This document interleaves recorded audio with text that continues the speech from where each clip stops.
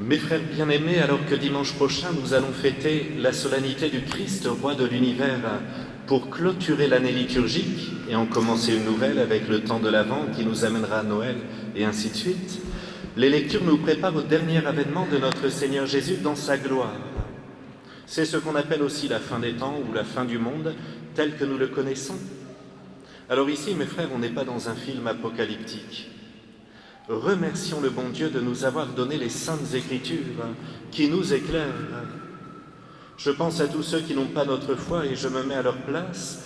Les difficultés et les souffrances du temps présent doivent être insupportables. Alors aujourd'hui, je voudrais en profiter pour relever quelques éléments importants que le Seigneur nous donne afin de pouvoir discerner les événements à venir.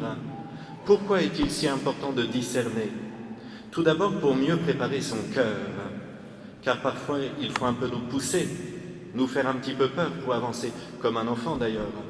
Vous lui dites attention, ne mets pas les doigts dans la prise, tu risques de te brûler, de t'électrocuter, peut-être même de mourir. On est obligé de faire peur pour éviter un accident.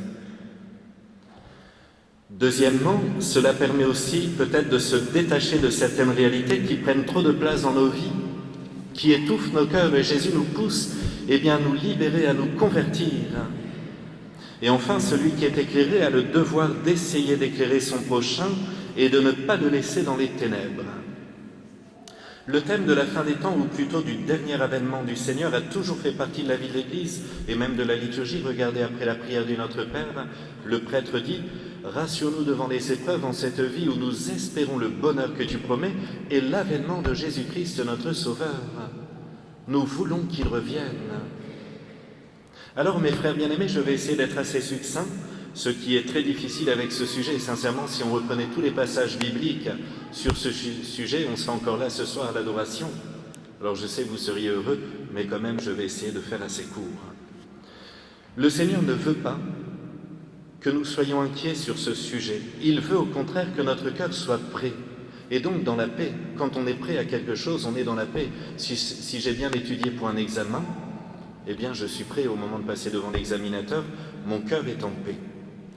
Allons-y, mes frères, on y va. Quelques aspects. Tout d'abord, c'est Jésus qui nous dit « Vous allez entendre parler de guerre et de rumeurs de guerre. Faites attention, ne vous laissez pas effrayer, car il faut que cela arrive. Mais ce n'est pas encore la fin. Il y aura en divers lieux des famines et des tremblements de terre. Or, tout cela n'est que le commencement des douleurs de l'enfantement. Alors vous serez livrés à la détresse, on vous tuera, vous serez détestés de toutes les nations à cause de mon nom. Alors ce sera pour beaucoup une occasion de chute. Ils se livreront les uns les autres, se détesteront les uns les autres. » Ça commence bien, vous me direz. Tout cela, mes frères, a déjà existé dans le passé. Événements climatiques, guerres en tout genre, font partie de notre histoire. De même, la haine envers les catholiques, ce n'est pas nouveau. Ils se détesteront les uns les autres, ils vous tueront. Quand on regarde la Révolution française, comment des Français ont pu se massacrer au nom de cette idéologie dramatique, ce n'est pas nouveau. Un autre verset, et qui est une prophétie, je dirais, pour notre siècle, là c'est quelque chose qui s'accomplit. Cet évangile du royaume sera proclamé dans le monde entier. Il y aura là un témoignage pour toutes les nations. Alors viendra la fin. Eh bien oui, aujourd'hui, l'Évangile a été proclamé à toutes les nations. Ce n'était pas le cas au temps de la Révolution française, ce n'était pas non plus le cas au temps de l'effondrement de l'Empire romain. C'est bien quelque chose qui est fait. Toutes les nations ont entendu parler du Christ. Beaucoup de faux prophètes se lèveront et ils égareront bien des gens. À cause de l'ampleur du mal, ici mes frères, à cause de l'ampleur du mal, la charité de la plupart des hommes se refroidira. Là, on a vraiment une réponse pour les souffrances de notre temps. À cause de l'ampleur du mal, la charité de la plupart des hommes se refroidira.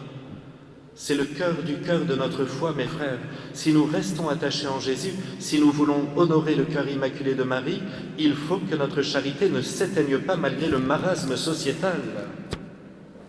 C'est ce qui fait la grandeur des saints. C'est d'avoir su aimer au milieu des plus grandes persécutions. Et surtout, ne confondons surtout pas la charité de l'Évangile avec la solidarité humaine. Ce sont des aspects très différents. Il y a des personnes qui ne jurent que par la solidarité et qui ne sont pas capables d'aimer leurs vieux parents ou leurs enfants ou leurs voisins ou leurs collègues ou leur pays. Jésus nous dit bien dans ce mot aimer, c'est aimer nos ennemis, c'est pardonner les offenses, c'est supporter les épreuves, c'est veiller à l'unité par le lien de la paix. Encore cette semaine, j'étais en lien avec une famille qui se déchirait pour quelques milliers d'euros. Et alors l'un d'entre eux disait, eh bien je ne rentrerai plus à la maison. Mais alors quoi, on est prêt à pardonner aux grands pécheurs? Et lorsque ça touche notre famille, mon frère, mon père, ma mère, un ami, là je ne pardonne pas. Je suis intransigeant, je ne suis pas chrétien. Je ne suis pas fils de Dieu lorsque je ne pardonne pas les offenses. Ça ne veut pas dire que je tolère le mal, je peux dénoncer le mal. Mais lorsqu'un pécheur m'offense, eh bien, logiquement, si je regarde Jésus sur la croix, Seigneur, donnez-moi de pardonner, de ne pas avoir de haine. Cela demande d'être profondément ancré sur l'Évangile. Autre verset de l'Évangile assez étonnant, mes frères, lorsque vous verrez l'abomination de la désolation installée dans le lieu saint, comme l'a dit le prophète Daniel, que le lecteur comprenne. Alors je vais vous citer le prophète Daniel. Depuis le temps où cessera le sacrifice perpétuel et où sera dressée l'abomination du dévastateur. Alors là, ce sont des paroles assez prophétiques et assez étonnantes. Le sacrifice perpétuel. On peut penser que c'est la Sainte Messe. Vous voyez, mes frères, combien la messe est vitale pour le monde. Là, pendant que nous sommes là en prière, dans quelques instants, le Seigneur descend sur l'autel, prend sur lui nos péchés, sur la croix de façon mystique. Les péchés du monde, si vous ouvrez les journaux de ce jour, vous allez voir toutes les mauvaises nouvelles, les guerres en Ukraine, tout ce que vous voulez. Un homme qui aura battu sa femme, une femme qui aura anesthésié son mari à force de lui parler pendant 17 heures d'affilée. Que sais-je, ce que vous voulez, toutes les mauvaises nouvelles, nos péchés et ceux du monde. Eh bien Jésus, au cours de la messe, prend les péchés du monde. Autant dire que les messes sont fondamentales pour le salut du monde. C'est l'antidote pour les péchés du monde. Mais cette parole de Jésus semble nous dire qu'il est possible, alors ici je ne veux pas dire une hérésie, que peut-être à un moment ce sacrifice divin ne sera plus respecté. Il y aura l'abomination de la désolation. Et en même temps, comme il nous promet de rester avec nous jusqu'à la fin des temps, eh bien on peut se dire peut-être que Jésus préservera la Sainte Messe jusqu'à la fin du monde. En tout cas, il me semble que c'est une invitation à ce que nous grandissions dans l'amour et dans le respect de la Sainte Eucharistie, de ne jamais rater cette messe si importante, si belle. Quand on pense qu'à toute minute, eh bien, une messe est célébrée dans le monde, dans nos cathédrales, nos abbatiales, nos chapelles, nos églises, partout dans le monde, même pendant que nous dormons la nuit, eh bien, des messes sont célébrées à l'autre bout de la planète. Et puis, eh bien, Jésus nous le dit, c'est très clair, lorsque la charité se refroidira, lorsqu'il y aura cette désolation dans le temple saint, eh bien, après cette grande détresse, le soleil s'obscurcira, la lune ne donnera plus sa clarté, les étoiles tomberont du ciel et les puissances célestes seront ébranlées. Alors le Fils de l'homme reviendra dans la gloire. Alors mes frères, on conclut. Tout d'abord, le retour du Christ dans sa gloire doit susciter dans nos cœurs un grand désir. Seigneur, revenez, nous avons besoin de vous. Parce qu'avec sa venue, le mal s'arrêtera, le péché s'arrêtera, définitivement. Ce n'est pas pour nous une raison d'être triste, comme ceux qui n'ont pas d'espérance, au contraire. On a le désir, mes frères, d'aller au ciel, enfin je l'espère. Je vous le dis, si cette terre est déjà belle, combien plus le paradis sera magnifique. Et puis regardez cette promesse magnifique dans la lecture du livre de Daniel. Alors les justes ressusciteront, ils recevront leur corps glorieux, et ceux qui ont été condamnés pour l'éternité recevront leur corps pour souffrir pour l'éternité. Déjà dans l'Ancien Testament, on nous parle de la résurrection des corps. C'est magnifique. Ce corps qui nous fait souffrir aujourd'hui, eh bien de l'autre côté, il sera glorieux. Deuxièmement, il nous faut veiller sur notre charité. Je le dis aussi pour moi. C'est pour cette raison qu'il faut souvent se confesser et demander au Seigneur la force d'être charitable. Parce que quand on se confesse, qu'on reconnaît ses fautes, alors là, pas besoin de faire une direction spirituelle en confession. On dit nos péchés. Je demande pardon pour mes manques de charité. J'ai été trop dur avec cette personne cette semaine. J'ai insulté tel autre. J'ai pensé du mal de celui-ci parce que je suis orgueilleux. J'ai manqué de charité par omission. On y va, mes frères, une confession, c'est 3 minutes, logiquement, si on se confesse une fois par mois. Il n'y a pas besoin de durer.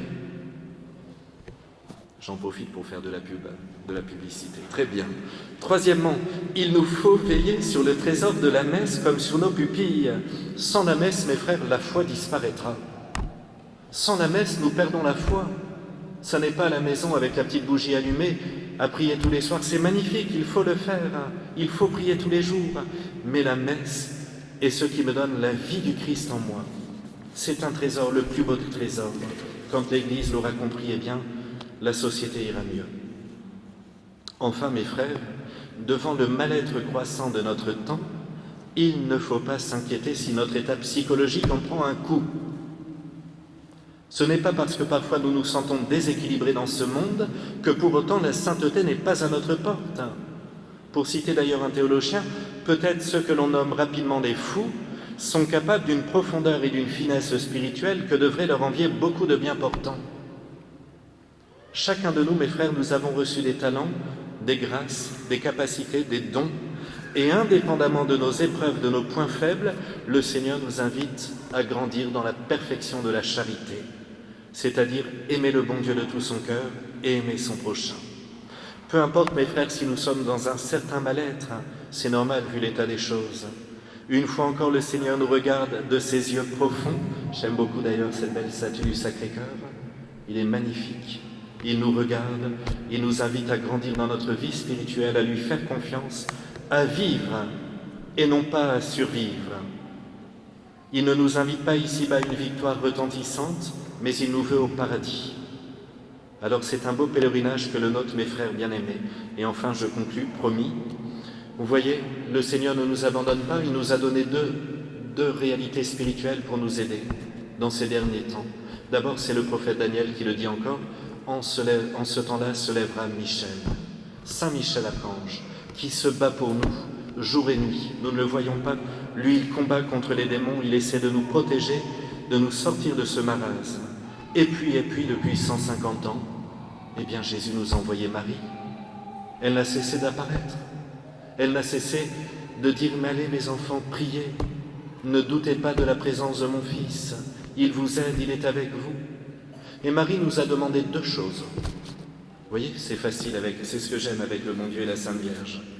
Elle nous a demandé de prier notre chapelet tous les jours. Et puis à Fatima, elle a demandé eh bien, la petite dévotion réparatrice à son cœur immaculé, de venir honorer ce cœur si pur, si saint, si parfait, en allant à la messe les premiers samedis du mois. Ici, elle est à 9h30. Vous pouvez dormir jusqu'à 9h. Vous arrivez pour la messe, après on se confesse, il y a 15 minutes de méditation, et c'est magnifique. 5 samedis. Il y a la guerre en Ukraine, il y a la guerre au Moyen-Orient. Qu'est-ce que je fais? Je vais à la messe le premier samedi du mois. Il y a des inondations en Espagne, il y a eu 300 morts. Qu'est-ce que je fais? Je ne peux rien faire. Je vais à la messe le premier samedi du mois. En France, on nous annonce cette semaine qu'il y a eu 248 000 avortements l'année dernière, qu'il n'y a jamais aussi peu d'enfants qui sont nés dans notre pays. Qu'est-ce que je fais? Je vais à la messe le premier samedi du mois. Oui, mais mon père, j'aime pas trop prier la Sainte Vierge, c'est pas mon truc. Ben moi, c'est pas mon truc de cuisiner, donc j'arrête de manger. Ben non, Marie me le demande. Non, mais c'est vrai, mes frères, si nous ne faisons pas cette petite dévotion réparatrice, de l'autre côté, quand on va arriver, on va regretter. C'était tellement facile. Quant au chapelet, c'est un peu plus difficile. Eh bien, chacun essaie de trouver sa technique. On se met en présence de Dieu, je pars au travail, je suis dans ma voiture, tout de suite je pense au mystère, je pense à une intention, je dis Jésus, je vous ouvre ce premier mystère joyeux pour tous ceux par exemple qui aujourd'hui voudraient se suicider, faites qu'ils ne le fassent pas. Et j'offre ma dizaine. Pour tous ceux qui vont passer de l'autre côté et qui ne se sont pas préparés, et j'offre une dizaine. Et mes frères, on va arriver de l'autre côté, on verra ces milliers d'âmes qu'on aura aidées à entrer au paradis, et on dira mais en fait ça valait la peine, c'était si peu. Allez, très Sainte Vierge Marie, c'est à vous de nous obtenir cette grâce, d'honorer votre cœur si beau, votre cœur immaculé. Ainsi soit-il.